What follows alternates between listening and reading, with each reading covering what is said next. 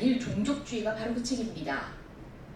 이해할 수 없는 일은 최근 자유한국당을 중심으로 한 보수 정치권에서 해당 서적 띄우기에 나서고 있다는 점입니다. 실제 지난 7월 북콘서트에 참석한 자유한국당 심재철 의원은 이영훈 교수의 반일 종족주의 책을 읽고 그걸로 무장한 전사가 돼서 열심히 해보도록 하겠다라고 발언을 했습니다. 그런가 하면 자유한국당 정종석 의원은 같은 행사에서 100만 권이 팔려서 전 국민이 눈을 뜨고 한일 문제가 좀 더 미래지향적으로 갈 수 있도록 할 수 있는 역할이 있다면 다 노력하겠다라고 밝혔습니다. 어떻게 식민지 근대화론을 옹호하는 서적을 국회의원이 나서 또다시 옹호할 수 있습니까?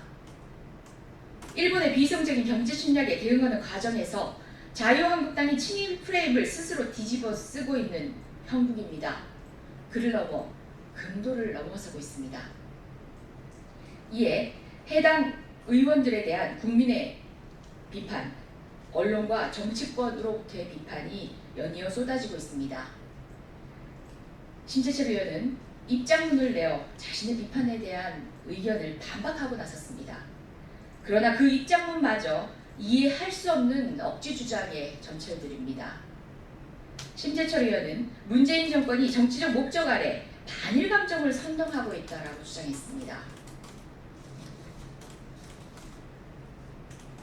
심재철 의원의 이와 같은 주장은 국민의 자발적인 일본 제품 불매 운동을 비롯하여 일본의 비이성적인 경제 침략에 대응하는 우리 국민의 자발적 노력을 폄훼하고 욕보이는 주장입니다.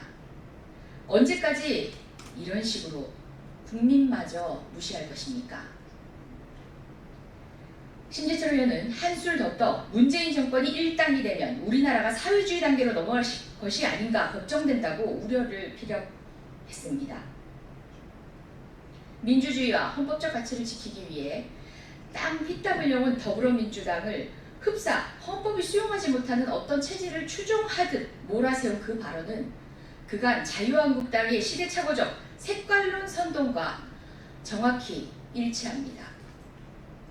무엇보다 몇 해 전 헌법과 민주공화정의 가치를 송두리째 흔들고 무너뜨린 박근혜 정권과 그에 대한 반성조차 없는 자유한국당이 할 말입니까? 게다가 명색이 오선 의원과 국회 부의장까지 지내니까 정권과 정당도 구분 못하는 것도 참으로 한심합니다.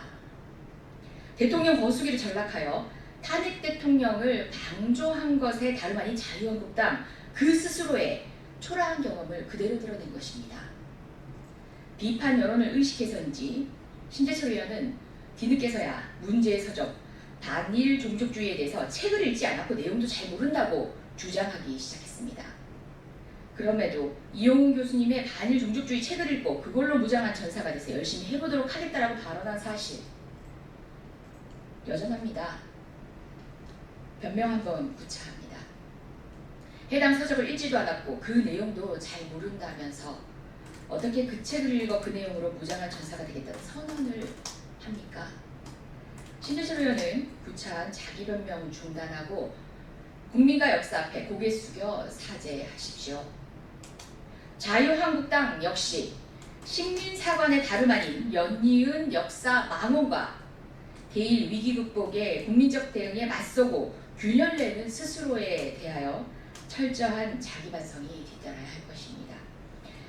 오늘 논평은 여기까지입니다. 앞서 두 개의 논평에 이어서 간략하게나마 23일, 4일부터 광화문 집회를 예정하면서 장외투쟁을 선동하고 있는 황교안 대표에 대한 짧은 입장을 말씀드리겠습니다.